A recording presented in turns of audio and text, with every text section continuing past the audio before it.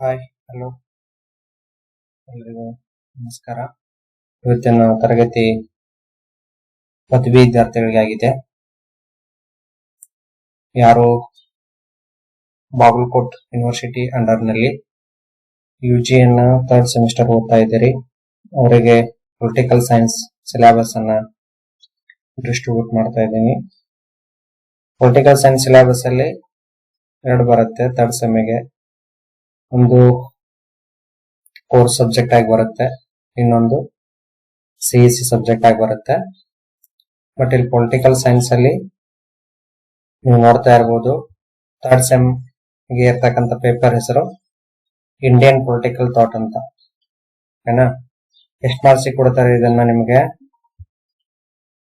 ಓಕೆನಾ, ಇಲ್ಲೊಂದ್ ಸ್ವಲ್ಪ ವೇಟ್ ಮಾಡ್ರಿ. ಎಷ್ಟು ಮಾರ್ಕ್ಸಿಗೆ ಅಂದ್ರೆ 50 ಮಾರ್ಕ್ಸಿಗೆ ಇರುತ್ತೆ. ಸಾರಿ, 80 ಮಾರ್ಕ್ಸಿಗೆ ಬರುತ್ತೆ. 80 ಮಾರ್ಕ್ಸಿಗೆ ಬರುತ್ತೆ. ಮತ್ತೆ ವೀಕ್ಲಿ 5 ಕ್ಲಾಸ್ ನಡಿಬೇಕು. ಓಕೆನಾ? 5 ಅವರ್ಸ್ ಪರ್ ವೀಕ್ 5 ಕ್ಲಾಸಸ್ ನಡೀತವೆ ವೀಕ್ಲಿ. 80 ಮಾರ್ಕ್ಸಿಗೆ ಪೇಪರ್ ಬರುತ್ತೆ. ಹಾಗಿದ್ರೆ ಇದರ ಟೋಟಲ್ ಇಲ್ಲಿ ಕೊಟ್ಟಿದ್ದಾರೆ ನೋಡ್ರಿ. ಇಯರ್ ಯಾವುದು? Second year, semester 3. ಓಕೆನಾ?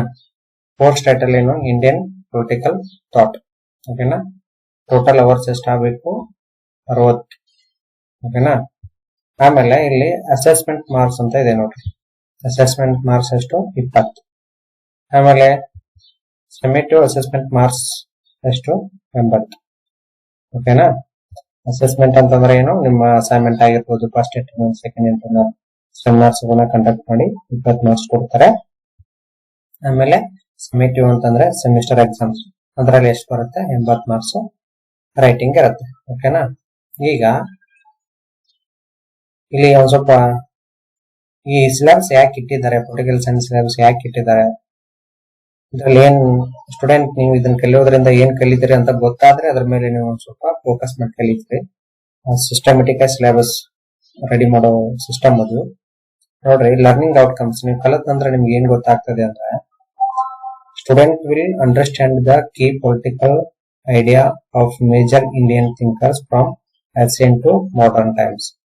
ಅವ್ರೇನ್ ಹೇಳ್ತಾರೆ ಅಂದ್ರೆ, ಪ್ರಾಚೀನ ಕಾಲದಿಂದ ಆಧುನಿಕ ಕಾಲದವರೆಗೆ ಸ್ಟೂಡೆಂಟ್ ಏನ್ ತಿಳ್ಕೋಬಹುದು, ಅಂಡರ್ಸ್ಟ್ಯಾಂಡ್ ಮಾಡ್ಕೋಬಹುದು ಏನು ಅಂತಂದ್ರೆ, ಪೊಲಿಟಿಕಲ್ ಐಡಿಯಾಸ್, ಪೊಲಿಟಿಕಲ್ ರಾಜಕೀಯ ವಿಚಾರಗಳು ಇಂಡಿಯನ್ ಥಿಂಕರ್ಸ್ ಗಳಲ್ಲಿ ಹೆಂಗಿದ್ವು ಅಂತ ತಿಳ್ಕೋಬಹುದು. Next they will critically analyse concept like cost. ನೀವು ವಿದ್ಯಾರ್ಥಿಗಳು ಅನಲೈಸ್ ಮಾಡಬಹುದು. ಕಾಸ್ಟ್ ಅಂದ್ರೆ ಏನು, ನ್ಯಾಷನಲಿಸಂ ರಾಷ್ಟ್ರೀಯತೆ ಅಂದ್ರೆ ಏನು, ಸೋಷಿಯಲ್ ಜಸ್ಟಿಸ್ ಸಾಮಾಜಿಕ ನ್ಯಾಯ ಅಂದ್ರೆ ಏನು, ಅಂಡ್ ಗವರ್ನೆನ್ಸ್ ಆಡಳಿತ ಅಂದ್ರೆ ಏನು. ಈ ಪೊಲಿಟಿಕಲ್ ಸೈನ್ಸ್ ನೀವು ಅಧ್ಯಯನ ಮಾಡಿದ್ರಿ ಅಂದ್ರೆ ನೀವು ಕ್ರಿಟಿಕಲಿ ಬಹಳ ವಿಮರ್ಶಾತ್ಮಕವಾಗಿ ನೀವು ವಿಶ್ಲೇಷಣೆ ಮಾಡಬಹುದು. ಯಾವುದನ್ನ? ಕಾನ್ಸೆಪ್ಟ್ ಅಲ್ಲಿ ಕಾಸ್ಟ್ ಅಂದ್ರೆ ಏನು, ಜಾತಿ ಅಂದ್ರೆ ಏನು, ರಾಷ್ಟ್ರೀಯತೆ ಅಂದ್ರೆ ಏನು, ಸಾಮಾಜಿಕ ನ್ಯಾಯ ಅಂದ್ರೆ ಏನು, ಗವರ್ನೆನ್ಸ್ ಅಂದ್ರೆ ಆಡಳಿತ ಅಂದ್ರೆ ಏನು ಅಂತ ನೀವು ಕ್ರಿಟಿಕಲಿ ಅನಲೈಸ್ ಮಾಡುವಷ್ಟು ಸಾಮರ್ಥ್ಯವನ್ನು ಈ ಸಿಲೆಬಸ್ ನಿಮ್ಗೆ ಕೊಡುತ್ತೆ. ನೆಕ್ಸ್ಟ್ ಹೇಳ್ತಾರೆ ಅವರು, learners will apply these philosophical perspectives to contemporary socio political issue. ಅಂದ್ರೆ ತುಲನಾತ್ಮಕವಾಗಿ ನೀವು ಸಾಮಾಜಿಕ ಮತ್ತು ರಾಜಕೀಯ ಸಮಸ್ಯೆಗಳ ಬಗ್ಗೆ ಅಧ್ಯಯನ ಮಾಡಬಹುದು. The course will enhance their research, argumentation and analytical skill in political thought. ಇದೆಲ್ಲವನ್ನ ಕಲಿತರಿ ಅಂದ್ರೆ ನೀವು ರಾಜಕೀಯ ವಿಚಾರಗಳ ಕುರಿತಾಗಿ ರಾಜಕೀಯ ಪ್ರಜ್ಞೆಯನ್ನ ಬೆಳೆಸ್ಕೊಂಡು ನೀವು ನಿಮ್ಮ ರಿಸರ್ಚ್ ಗಳನ್ನ ಮಾಡ್ಕೋಬಹುದು, ಅಥವಾ ನೀವು ವಿವಾದಗಳಿಗೆ ಅಂದ್ರೆ ಸಂವಾದಗಳಿಗೆ ಇಳಿಬಹುದು ಅಂತ ಅನಾಲಿಟಿಕಲ್ ಸ್ಕಿಲ್, ವಿಮರ್ಶಾತ್ಮಕ ಕೌಶಲ್ಯವನ್ನ ಈ ಸಿಲೆಬಸ್ ಕೊಡುತ್ತೆ ಅಂತ ಇದರ ಔಟ್ಕಮ್ಸ್ ಕೊಟ್ಟಿದ್ದಾರೆ. ಓಕೆನಾ? ಹಾಗಿದ್ರೆ ಏನಿದೆ ಸಿಲೆಬಸ್ ಅಲ್ಲಿ ನೋಡ್ತಾ ಹೋಗೋಣ. ನೀವು ನೋಟ್ ಮಾಡ್ತಾ ಹೋಗ್ರಿ. ಅನಾಲಿಸಿಸ್ ಆಗಿ ನಿಮ್ ಸಿಲೆಬಸ್ ಅನ್ನ ನಾನು ಹೇಳ್ತೀನಿ ಇಲ್ಲಿ ಏನಿದೆ ಅಂತ. ಈ ಫಸ್ಟ್ ಯೂನಿಟ್ 1 ಚಾಪ್ಟರ್ 1 ಏನಿರುತ್ತೆ ಅಂದ್ರೆ early Indian political thought. Early Indian political thought ಅಂದ್ರೆ ಆರಂಭಿಕ ಭಾರತದ ರಾಜಕೀಯ ವಿಚಾರಗಳು. ಟೈಟಲ್ ಏನು? ಒಂದನೇ ಅಧ್ಯಾಯದೇನು? ಆರಂಭಿಕ ಭಾರತದ ರಾಜಕೀಯ ವಿಚಾರಗಳು ಅಂತಕ್ಕಂಥದ್ದು ಟೈಟಲ್, ಚಾಪ್ಟರ್ 1. ಅದರಲ್ಲಿ ಇಬ್ರು ಬರ್ತಾರೆ. ಆಪ್ಷನ್ಸ್ ಎ, ಮನು ಏನ್ ಹೇಳ್ತಾನೆ? ಒಂದೇದೇನು? ಮನು ಭಾರತದ ಮೊದಲ ಅಥವಾ ಆರಂಭಿಕ ರಾಜಕೀಯ ಚಿಂತಕ ಅಂತ ಕರಿತೀವಲ್ಲ, ಈ ಮನು ಯಾವ್ಯಾವ ಕಾನ್ಸೆಪ್ಟ್ ಬಗ್ಗೆ ಮಾತಾಡಿದಾನೆ ಅಂತ ನೀವು ಅಧ್ಯಯನ ಮಾಡ್ತೀರಿ. ಮನು ಮಾಡಿದ ಯಾವ್ಯಾವ್ದನ್ನ ಇಲ್ಲಿದೆ ನೋಡಿ. ಸ್ಟೇಟ್ ಬಗ್ಗೆ, ನೆಕ್ಸ್ಟ್ ಕಿಂಗ್ಶಿಪ್ ರಾಜಾಡಳಿತದ ಬಗ್ಗೆ, ಆಮೇಲೆ ರಾಜ್ಯ ಧರ್ಮದ ಬಗ್ಗೆ, 3 ಕಾನ್ಸೆಪ್ಟ್ ಬಗ್ಗೆ ಅಧ್ಯಯನ ಮಾಡಬೇಕು. ಒಂದು ಮನು ಹೇಳಿದ ಪ್ರಕಾರ ರಾಜ್ಯ ಅಂದ್ರೆ ಏನು, ಇನ್ನೊಂದು ಕಿಂಗ್ಶಿಪ್ ರಾಜ್ಯ ಪ್ರಭುತ್ವ ಹೆಂಗಿತ್ತು ಅನ್ನೋದು ಹೇಳ್ಬೇಕು, ಆಮೇಲೆ ರಾಜ್ಯ ಧರ್ಮ ಅಂದ್ರೆ ಯಾವುದು ಅಂತ ಹೇಳ್ತೀವಿ ನಾವು. ಸಿಲೆಬಸ್ ನಲ್ಲಿ ಏನಿರುತ್ತೆ, ರಾಜ್ಯ ಧರ್ಮ ಅಂದ್ರೆ ರಾಜ್ಯ ಯಾವ ರೀತಿಯ ಆಡಳಿತವನ್ನ, ಧರ್ಮ ಅನ್ನೋದು ಈ ರೀತಿ ಇವತ್ತಿನ ರಿಲಿಜಿಯನ್ ವಿಷಯಕ್ಕೆ ಸಂಬಂಧಪಟ್ಟದ್ದಲ್ಲ. ರಾಜ್ಯ ಧರ್ಮ ಅಂತಂದ್ರೆ ನಿಯಮಗಳು ಅನ್ನೋದ್ರ ಬಗ್ಗೆ ಅಲ್ಲಿ ಸಿಲೆಬಸ್ ಇರುತ್ತೆ. ನೆಕ್ಸ್ಟ್ ಎರಡನೇದು ಯಾರು ಬರ್ತಾರೆ ಅಂದ್ರೆ ಕೌಟಿಲ್ಯ ಬರ್ತಾರೆ. ಕೌಟಿಲ್ಯನ ವಿಷ್ಣುಗುಪ್ತ ಅಂತ ಕರಿತೀವಿ, ಚಾಣಕ್ಯ ಅಂತ ಕರಿತೀವಿ, ಓಕೆನಾ, ಕೌಟಿಲ್ಯ ಅಂತ ಕರಿತೀವಿ. ಇವರು ಮೌರ್ಯ ಸಾಮ್ರಾಜ್ಯದ ಸ್ಥಾಪನೆಗೆ ಕಾರಣಕರ್ತರಾಗಿರ್ತಕ್ಕಂಥ ವ್ಯಕ್ತಿ, ತಕ್ಷಶಿಲಾದವರು, ಓಕೆನಾ. ಇವರು ನಂದ ಸಾಮ್ರಾಜ್ಯದ ಧನನಂದ ಏನಾಗ್ತಾರೆ, ಅವರು ಇನ್ಸಲ್ಟ್ ಆಗಿರ್ತಾರೆ, ಪ್ರತಿಜ್ಞೆ ಮಾಡ್ತಾರೆ. ಕೌಟಿಲ್ಯ ಒಬ್ಬ ಮಹಾನ್ ರಾಜಕೀಯ ತತ್ವಜ್ಞಾನಿ. ಅರ್ಥಶಾಸ್ತ್ರ ಅಂತಕ್ಕಂಥ ಕೃತಿಯನ್ನ ಬರೀತಾರೆ. ಅರ್ಥಶಾಸ್ತ್ರ ಅಂತಕ್ಕಂಥ ಕೃತಿ ಏನನ್ನ ಹೇಳ್ತದಪ್ಪ ಅಂತಂದ್ರೆ ರಾಜಾಡಳಿತದ ಬಗ್ಗೆ ಹೇಳ್ತದೆ, ಓಕೆನಾ. ಅರ್ಥಶಾಸ್ತ್ರ ಅಂತಕ್ಕಂಥ ಕೃತಿಯು ಮೊಟ್ಟ ಮೊದಲ ಬಾರಿಗೆ ಓರಿಯೆಂಟಲ್ ಲೈಬ್ರರಿ ಮೈಸೂರಿನಲ್ಲಿ ಸಿಗ್ತದೆ. ರಾಮಸ್ವಾಮಿ ಅವರು ಅದನ್ನು ಕಂಡುಹಿಡಿತಾರೆ 1902ರಲ್ಲಿ. ಈ ರೀತಿ ಎಲ್ಲ ವಿಷಯ ಅದರಲ್ಲಿ ಕಂಡುಬರುತ್ತೆ. ಹಂಗೆ ಈ ಕೌಟಿಲ್ಯ ಯಾವ್ಯಾವ ಕಾನ್ಸೆಪ್ಟ್ ಗಳನ್ನ ನೀವು ಅಧ್ಯಯನ ಓದ್ತೀರಿ ಅಂದ್ರೆ ಸಪ್ತಾಂಗ ಸಿದ್ಧಾಂತ ಅಂತ ಕರಿತೀವಿ. ಒಂದೇದೇನು ಸಪ್ತಾಂಗ ಸಿದ್ಧಾಂತ, ಆಮೇಲೆ ಮಂಡಲ ಸಿದ್ಧಾಂತ, ಮಂಡಲ ತೇರಿ. ಇದು ಮಂಡಲ ತೇರಿ ಅಂತಾನೆ ಬರುತ್ತೆ, ಮಂಡಲ ಸಿದ್ಧಾಂತ ಅಂತಾನೆ ಬರ್ಕೋರಿ. ಆಮೇಲೆ ಒಂದೇದೇನು ಸಪ್ತಾಂಗ ಸಿದ್ಧಾಂತ ಅಂತ ಬರ್ಕೋರಿ, ಎರಡನೇದು ಮಂಡಲ ಸಿದ್ಧಾಂತ ಅಂತ ಬರ್ಕೋರಿ. ಸಪ್ತಾಂಗ ಸಿದ್ಧಾಂತಗಳು ಅಂದ್ರೆ ಏನು, 7 ಅಂಗಗಳು ಬೇಕು, ರಾಜ್ಯ ಸುವ್ಯವಸ್ಥಿತವಾಗಿ ನಡೆಯೋದಕ್ಕೆ 7 ಅಂಗಗಳು ಬೇಕು ಅಂತ ಹೇಳ್ತಾರೆ ಅವರು. ಆಮೇಲೆ ಮಂಡಲ ಸಿದ್ಧಾಂತದಲ್ಲಿ ಇಲ್ಲಿ ಹೆಂಗ್ ಹೇಳ್ತಾನೆ ಅಂದ್ರೆ ಅವರು ನೆರೆಹೊರೆಯವರು ಪರಸ್ಪರ ಶತ್ರುಗಳಾಗಿರ್ತಾರೆ, ಶತ್ರುವಿನ ಶತ್ರು ಮಿತ್ರ ಆಗ್ತಾನೆ ಅನ್ನೋ ಕಾನ್ಸೆಪ್ಟ್ ಅನ್ನು ಮಂಡಲ ಸಿದ್ಧಾಂತದಲ್ಲಿ ಹೇಳ್ತಾರೆ. ಸಿಲೆಬಸ್ ಅಲ್ಲಿ ನೋಡಬಹುದು. ಕೌಟಿಲ್ಯ ಅಂತ ಏನ್ ಓದ್ತೀರಾ, ಸಪ್ತಾಂಗ ಥಿಯರಿ, ಇನ್ನೊಂದು ಮಂಡಲ ಸಿದ್ಧಾಂತ, 2 ಓದ್ತೀರಾ. ನೆಕ್ಸ್ಟ್ ಪಾಠ ಯೂನಿಟ್ 2 ಏನ್ ಹೇಳ್ತದೆ ಅಂದ್ರೆ chapter 2 medieval and modern thinkers. Chapter 2 ಏನ್ ಹೇಳ್ತದೆ ಅಂದ್ರೆ ಮಧ್ಯಕಾಲೀನ ಹಾಗೂ ಆಧುನಿಕ ಚಿಂತಕರು, ಮಧ್ಯಕಾಲೀನ ಮತ್ತು ಆಧುನಿಕ ಚಿಂತಕರು ಅಂತ ಟೈಟಲ್ ಕ್ಲಿಯರ್ ಆಯ್ತಾ. ನೆಕ್ಸ್ಟ್ ಇದ್ರಲ್ಲಿ ನೋಡ್ರಿ, ಫಸ್ಟ್ ಗೆ ಯಾರು ಬರ್ತಾನೆ ಅಂದ್ರೆ ಬಸವೇಶ್ವರ, ಲಾರ್ಡ್ ಬಸವ. ನೀವೇನು ಕಾಯಕವೇ ಕೈಲಾಸ ಹೇಳಿದ್ರಲ್ಲ, ಬಸವೇಶ್ವರ, ಅವ್ರ ಕಾನ್ಸೆಪ್ಟ್ ಅನ್ನ ಓದ್ತೀರಾ.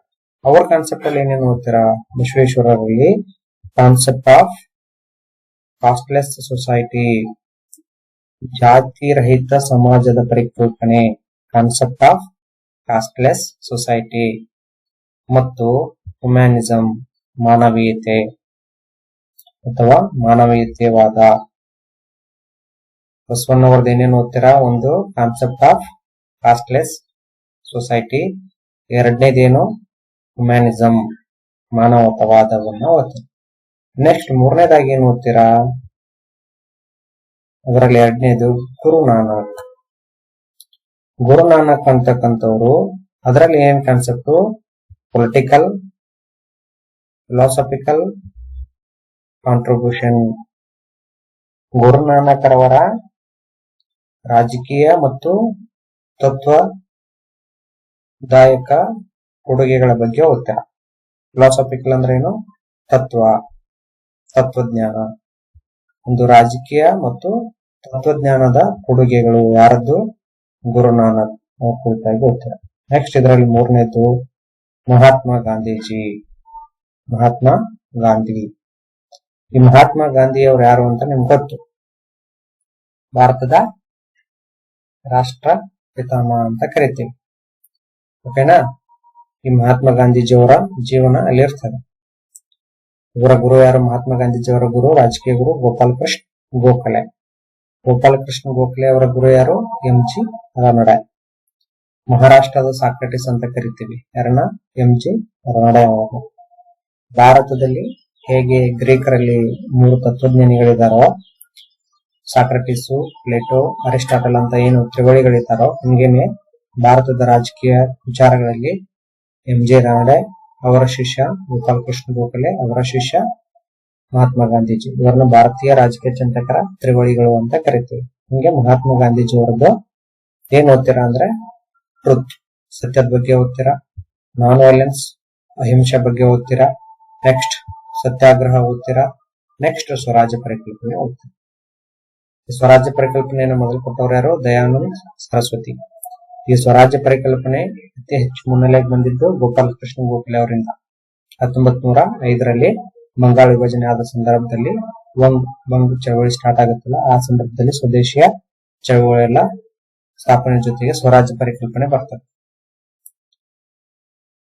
ಸ್ವರಾಜ್ಯ ಪರಿಕಲ್ಪನೆ ಅಂದ್ರೆ ಏನು? ನಮ್ಮದೇ ಸ್ವರಾಜ್ಯವನ್ನ ಹೊಂದತಕ್ಕಂಥದ್ದು. ನೆಕ್ಸ್ಟ್ ಸತ್ಯಾಗ್ರಹ ಪರಿಕಲ್ಪನೆ, ಸತ್ಯಕ್ಕಾಗಿ ಆಗ್ರಹ ಮಾಡತಕ್ಕಂಥದ್ದು.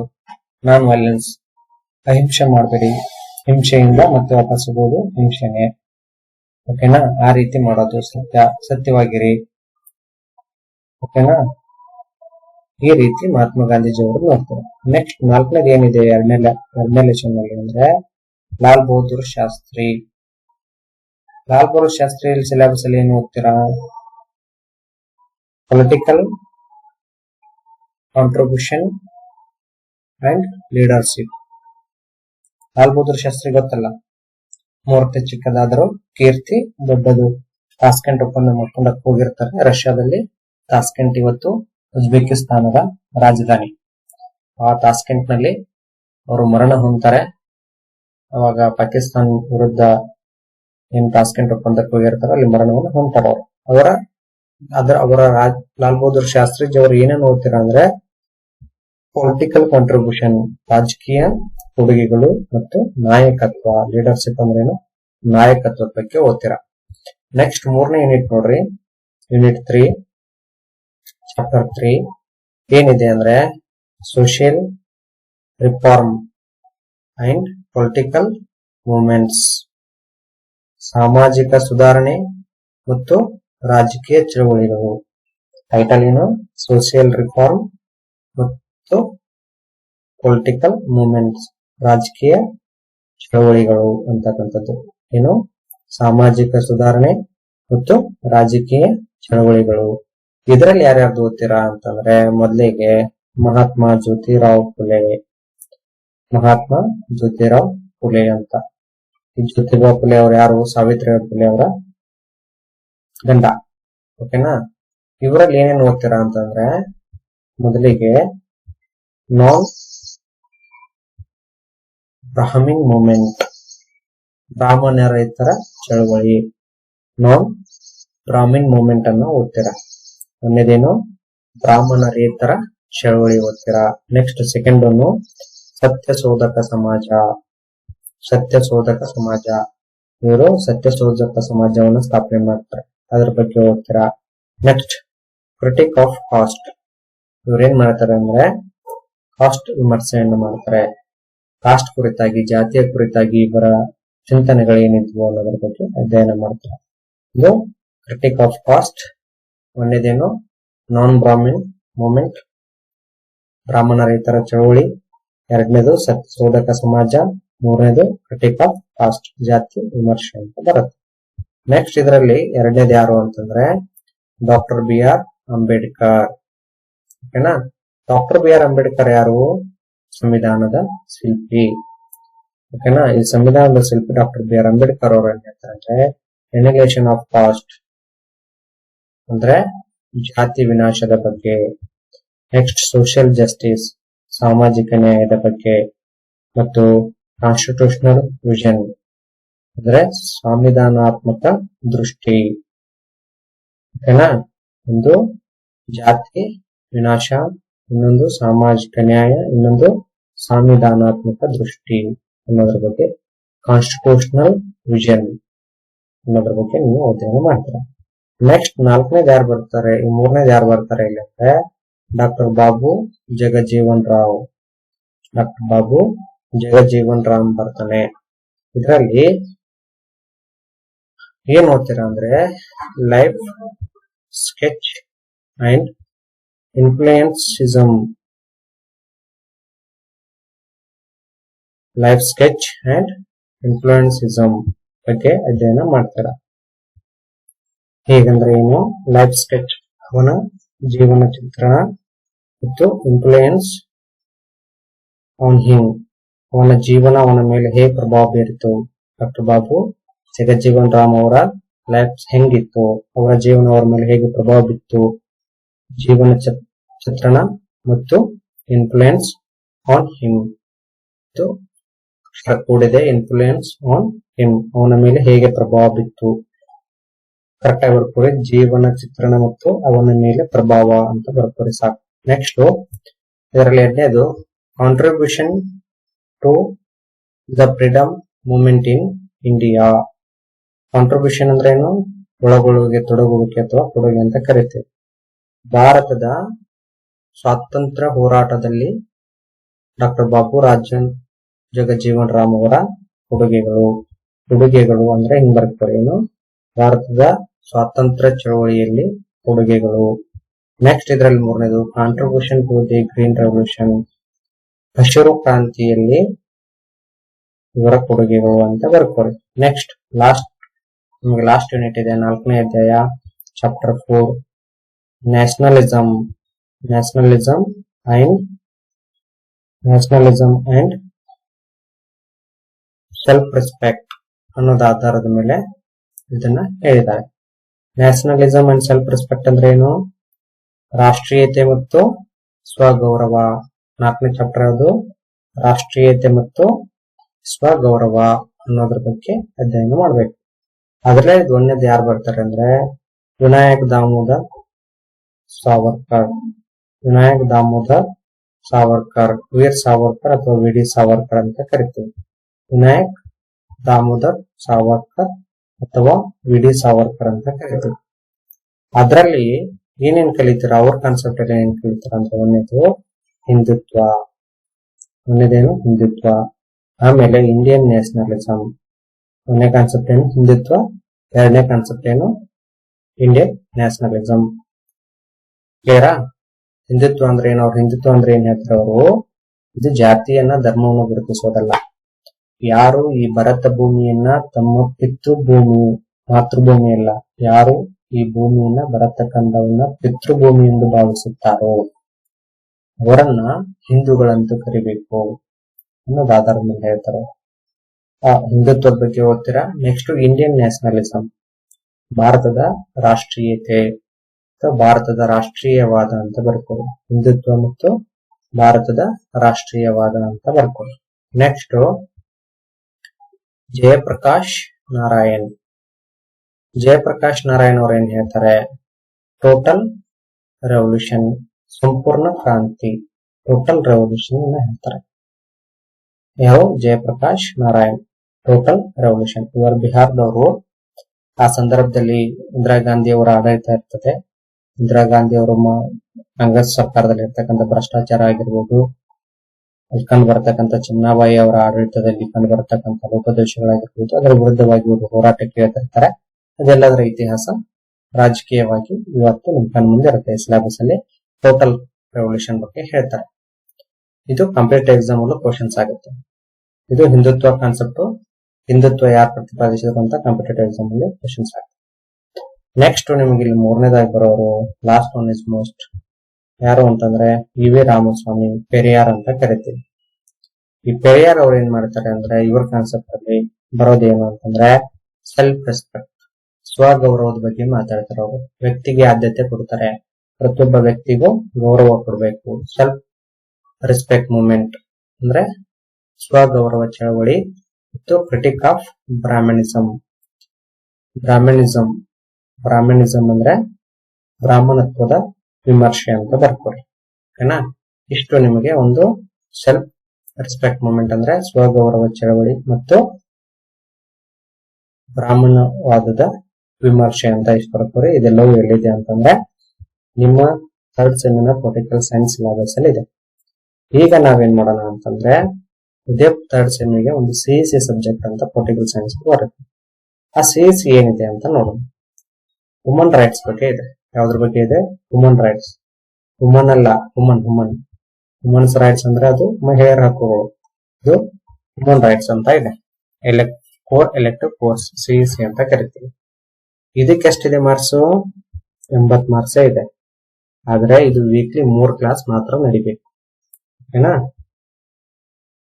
ಇದ್ರದ್ದು ಕೂಡ ಅಸೆಸ್ಮೆಂಟ್ ಮಾರ್ಕ್ಸ್ ಎಷ್ಟು ಬರುತ್ತೆ? 20 ಮಾರ್ಕ್ಸ್ ಕಾಲೇಜಿನಲ್ಲಿ ಕೊಡ್ತಾರೆ ಡಿಪಾರ್ಟ್ಮೆಂಟ್ ದವರು. 80 ಮಾರ್ಕ್ಸ್ ಅನ್ನ ನೀವು ಥಿಯರಿ ಬರಿಬೇಕು. ಓಕೆನಾ? ಬಟ್ ಇದರಿಂದ after completion of this course, ಇದು ಇಂಪಾರ್ಟೆಂಟ್. ಈ ಕೋರ್ಸಿನ ವೇಟೇಜ್ ಹೇಳೋದೇ ಇದು. After completion of this course student will be able to, ಇದನ್ನೆಲ್ಲ ಕಲಿತ ನಂತರ ನೀವೇನ್ ಎದಕ್ಕೆ ಏಬಲ್ ಆಗ್ತೀರಾ, ಏನ್ ನೀವು ಪಡ್ಕೋತೀರಾ ಅಂದ್ರೆ ಮೊನ್ನೆದ್ ಹೇಳ್ತಾರ ಅವರು, explain the basic concept of human rights and it's various formulations. ನೀವು ಮಾನವ ಹಕ್ಕುಗಳು ಅಂದ್ರೆ ಮೊದಲೇ ಏನ್ ತಿಳ್ಕೊಂತೀರಾ? ಕಾನ್ಸೆಪ್ಟ್ ಏನು? ಟೈಟಲ್ ಏನೈತಿ? ಮಾನವ ಹಕ್ಕುಗಳು ಅಂತ ಇದೆ. ಅದರಲ್ಲಿ ಮಾನವ ಹಕ್ಕುಗಳು ಅಂದ್ರೆ ಏನು ಅಂತ ತಿಳ್ಕೊಂತೀರಾ ನೀವು. ಮತ್ತೆ ಅದರ ವೇರಿಯಸ್ ಯಾವ್ಯಾವ ರೀತಿಯಲ್ಲಿ ಇದಾವೆ ಅಂತ ತಿಳ್ಕೊಂತೀರಾ. ಆಮೇಲೆ have necessary knowledge and skills for analysing, interpreting and applying human rights standards and sensitised them the issue. ನೀವು ಅವನ್ನೆಲ್ಲವನ್ನ ಅವಾಗ ಮಾನವ ಹಕ್ಕುಗಳು ಅಂತ ನಿಮ್ಗೆ ಗೊತ್ತಾದ ನಂತರ, ನಿಮಗೆ ಅದರ ನಾಲೆಜ್ ಅವಶ್ಯಕತೆ ಅಂತ ಗೊತ್ತಾಗಿ, ಅದರ ಅವಶ್ಯಕತೆಯನ್ನು ನೀವು ಹೊಂದಿ, ಅದನ್ನ ಅನಲೈಸ್ ಮಾಡಿ, ಅದನ್ನ ನೀವು ಅಳವಡಿಸ್ಕೊಳ್ತಾ ಹೋಗಿ ಅಪ್ಲೈಯಿಂಗ್ ಮಾಡ್ತಾ, ಅವಾಗ ಮಾನವ ಹಕ್ಕುಗಳೊಂದು ಶಕ್ತಿ ಬರ್ತದೆ.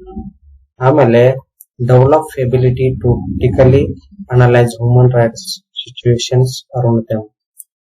ಈಗ ನೀವು ಮಾನವ ಹಕ್ಕುಗಳು ಗೊತ್ತಾಯ್ತು ಅಂದ್ರೆ ನಿಮ್ಮನ್ನ ಇನ್ನೊಬ್ರು ನೋಡ್ತಕ್ಕಂತ ಅಮೋಘ ಅಂದ್ರೆ ನಿಮ್ಮ ಸುತ್ತಲೂ ಇರ್ತಕ್ಕಂಥ ವ್ಯಕ್ತಿಗಳು ನಿಮ್ಮನ್ನ ಹೆಂಗ್ ನೋಡ್ತಾರೆ ಅನ್ನೋದ್ರ ಬಗ್ಗೆ ನಿಮಗೆ ಅರ್ಥ ಆಗ್ತಿದೆ. ನಿಮ್ಮ ಮಾನವ ಹಕ್ಕುಗಳನ್ನ ರೆಸ್ಪೆಕ್ಟ್ ಮಾಡ್ತಿದಾರೋ ಇಲ್ಲೋ, ವ್ಯಕ್ತಿ ಗೌರವದ ಬಗ್ಗೆ ನಿಮ್ಮ ಸೊಸೈಟಿಯಲ್ಲಿ ಅವ್ರು ಪರಿಗಣಿಸ್ತಾ ಇದಾರೆ ಇಲ್ಲೋ ಅನ್ನೋದನ್ನ ಎಲ್ಲ ಇದರಿಂದ ಗೊತ್ತಾಗ್ತದೆ.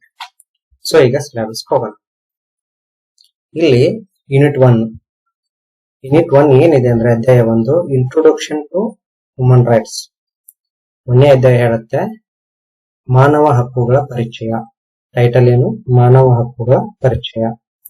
ಅದರಲ್ಲಿ ನೀವೇನೇನ್ ನೋಡ್ಬೇಕು ಅಂದ್ರೆ ಮಾನವ ಹಕ್ಕುಗಳ ಪರಿಚಯದಲ್ಲಿ ಮೀನಿಂಗ್ ನೋಡ್ಬೇಕು, ಅರ್ಥ, ಇಂಪಾರ್ಟೆನ್ಸ್, ಅದರ ಮಹತ್ವ, ಇವ್ಯಾಲ್ಯೂಯೇಷನ್ ಆಫ್ ಹ್ಯೂಮನ್ ರೈಟ್ಸ್, ಮಾನವ ಹಕ್ಕುಗಳ ಬೆಳವಣಿಗೆ.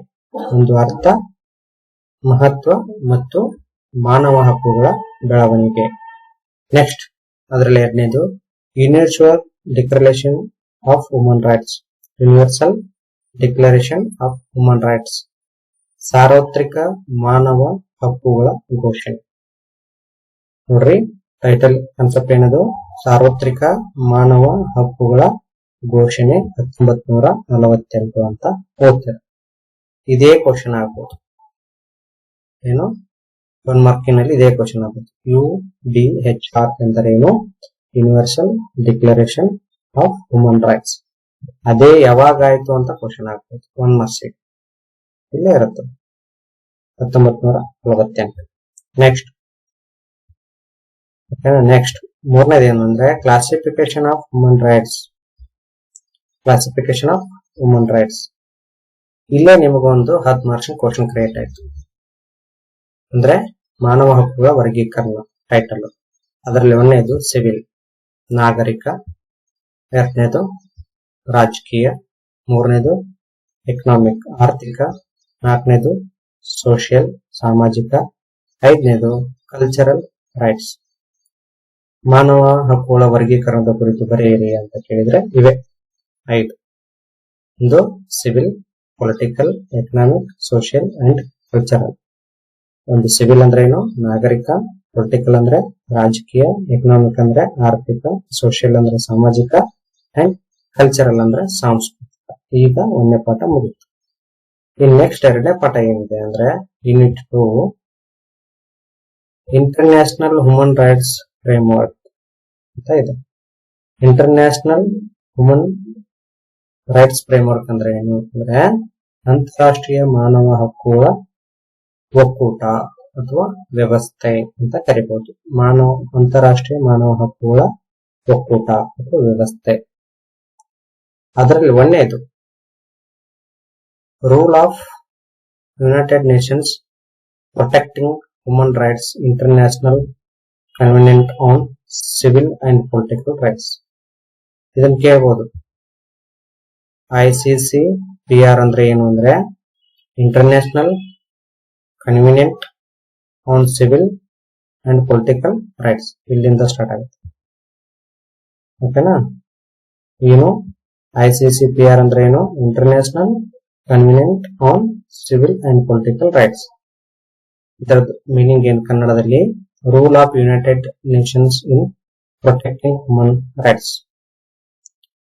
ಬರ್ಕೋರಿ. ಏನು ಅಂದ್ರೆ ಮಾನವ ಹಕ್ಕುಗಳ ರಕ್ಷಣೆಯಲ್ಲಿ ವಿಶ್ವಸಂಸ್ಥೆಯ ಪಾತ್ರ.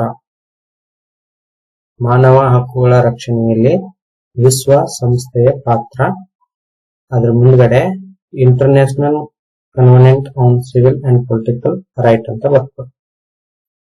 ಓಕೆನಾ? ನೆಕ್ಸ್ಟ್ ಅದರಲ್ಲಿ ಎರಡನೇದು ಏನು ಅಂದ್ರೆ international convention on economic, social and cultural right. ಓಕೆನಾ? ಏನು?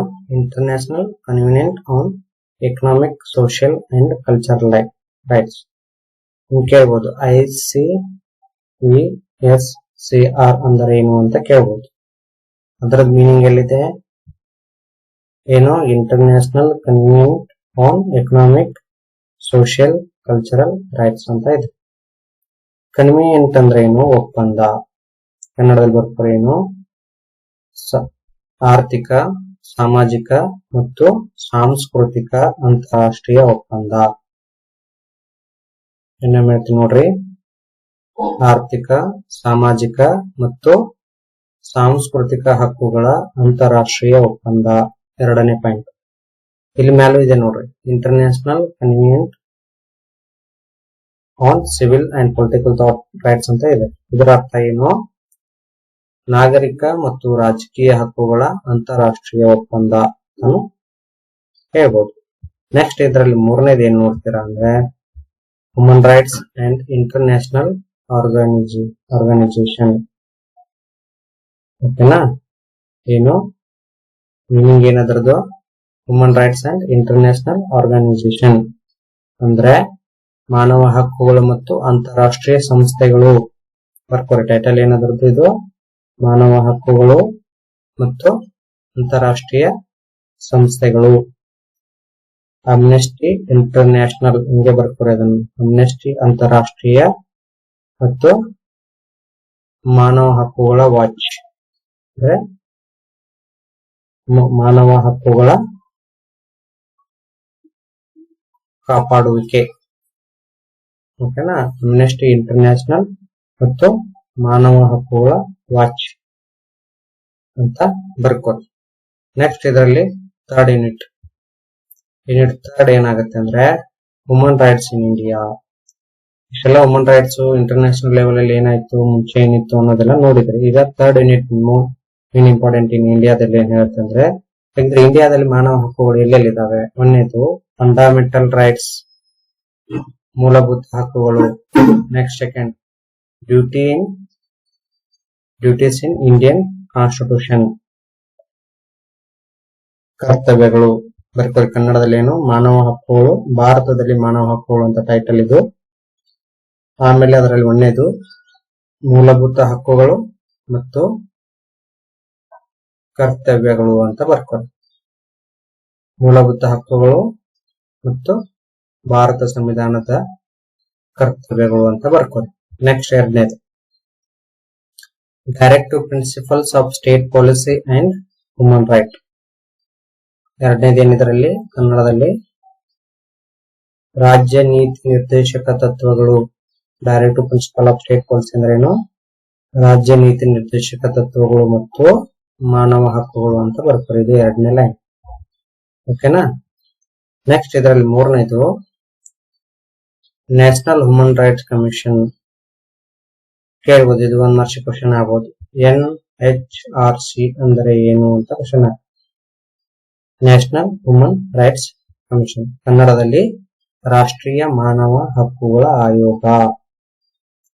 ರಾಷ್ಟ್ರೀಯ ಮಾನವ ಹಕ್ಕುಗಳ ಆಯೋಗ ಇದು ಸಂವಿಧಾನಾತ್ಮಕ ಸಂಸ್ಥೆ ಅಲ್ಲ, ಓಕೆನಾ?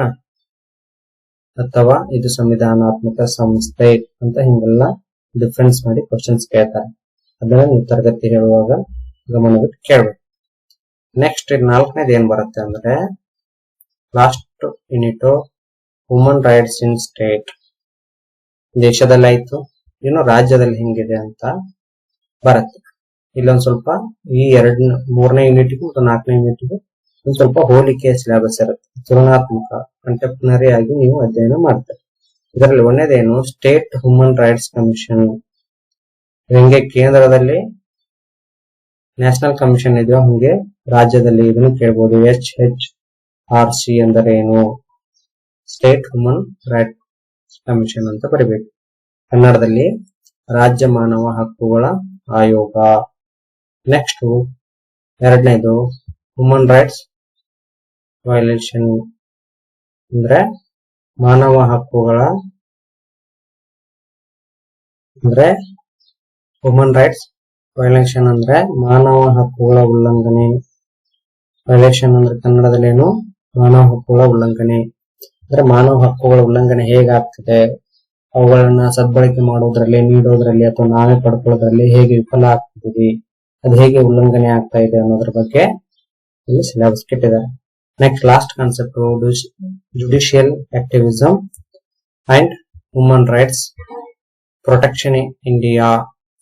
ಜುಡಿಷಿಯಲ್ ಆಕ್ಟಿವಿಸಮ್ ಅಂತಂದ್ರೆ ನ್ಯಾಯಿಕ ವಿಮರ್ಶೆ ಅಥವಾ ನ್ಯಾಯಾಂಗದ ವಿಮರ್ಶೆ ಅಥವಾ ಚಟುವಟಿಕೆ, ನ್ಯಾಯಾಂಗದ ಚಟುವಟಿಕೆ ಮತ್ತು ಮಾನವ ಹಕ್ಕುಗಳು ರಕ್ಷಣೆ ಇನ್ ಇಂಡಿಯಾ. ಕಾನ್ಸೆಪ್ಟ್ ಕ್ಲಿಯರ್ ಆಗಿ ಬರ್ಕೊಳ್ಳಿ. ಲಾಸ್ಟ್ನೇದು ನ್ಯಾಯಾಂಗ ಚಟುವಟಿಕೆ ಅಥವಾ ನ್ಯಾಯಾಂಗ ವಿಮರ್ಶೆ ಅಥವಾ ನ್ಯಾಯಿಕ ಅಧಿಕಾರ ಮತ್ತು ಭಾರತದಲ್ಲಿ ಮಾನವ ಹಕ್ಕುಗಳ ರಕ್ಷಣೆ. ನೋಡ್ರಿ, ರಾಜ್ಯ ಮಾನವ ಹಕ್ಕುಗಳ ಆಯೋಗ, ಮಾನವ ಹಕ್ಕುಗಳ ಉಲ್ಲಂಘನೆ, 3ನೇದು ನ್ಯಾಯಿಕ ವಿಮರ್ಶೆ ಮತ್ತು ಮಾನವ ಹಕ್ಕುಗಳ ರಕ್ಷಣೆ ಭಾರತದಲ್ಲಿ. ಆಮೇಲೆ ಇದು ಕ್ವಶನ್ ಆಗುತ್ತೆ ಒಂದು CET ಲೆವೆಲ್ ಅಲ್ಲಿ. ಜುಡಿಷಿಯಲ್ ಆಕ್ಟಿವಿಸಮ್ ಯಾವ್ದಕ್ಕೆ ಸಂಬಂಧಪಟ್ಟದೆ ಅಂದ್ರೆ ಪಬ್ಲಿಕ್ ಇಂಟ್ರೆಸ್ಟ್ ಲಿಟಿಗೇಷನ್, ಸಾರ್ವಜನಿಕ ಹಿತಾಸಕ್ತಿಗೆ ಆಧಾರದ ಮೇಲೆ ಈ ಪಬ್ಲಿಕ್ ಆಕ್ಟಿವಿಸಮ್ ಕೆಲಸ, ಜುಡಿಷಿಯಲ್ ಆಕ್ಟಿವಿಸಮ್ ಕೆಲಸ ಮಾಡುತ್ತೆ. ಸೊ ಅದನ್ನ ನೀವು ಸಿಲೆಬಸ್ ಹೇಳುವಾಗ ನಿಮ್ಮ ಗುರುಗಳಿಂದ ಕೇಳಿ ಪಡಿತಕ್ಕಂಥದ್ದು. ಓಕೆನಾ? ಇಷ್ಟು ನಿಮಗೆ ಮೇನ್ ಸಬ್ಜೆಕ್ಟ್ ಮತ್ತೆ CEC ಸಬ್ಜೆಕ್ಟ್ ಅಲ್ಲಿ ನಿಮಗೆ ಸಿಲೆಬಸ್ ಇದೆ. ಸೊ ಇದನ್ನ ಎಲ್ಲರೂ ಕರೆಕ್ಟ್ ಆಗಿ ಬರ್ಕೊರಿ. ನಿಮ್ಮ ಕ್ಲಾಸಸ್ ಗಳಿಗೆ ನಾನು ನೆಕ್ಸ್ಟ್ ತರಗತಿಯಲ್ಲಿ ಏನ್ ಹೇಳ್ತೀನಿ ಅಂದ್ರೆ ಹಳೆಯ ಓಲ್ಡ್ ಕ್ವಶನ್ ಪೇಪರ್ ಅನ್ನ ಅನಾಲಿಸಿಸ್ ಮಾಡ್ತೀನಿ. ಹೆಚ್ಚಿನ ಸಂಖ್ಯೆಯಲ್ಲಿ ಸಬ್ಸ್ಕ್ರೈಬ್ ಮಾಡ್ಕೊರಿ, ನಿಮ್ ಫ್ರೆಂಡ್ಸ್ ಜೊತೆ ಶೇರ್ ಮಾಡ್ಕೊರಿ. ನೀವು ಟಚ್ ಅಲ್ಲಿರಿ. ನಾನು ನಿಮಗೆ ಈ ಕ್ಲಾಸ್ ಥ್ರೂ ನಿಮಗೆ ಸಿಲೆಬಸ್ ಅನ್ನ ಹೇಳ್ತಾ ಹೋಗ್ತೀನಿ. ಓಕೆನಾ? Thank you.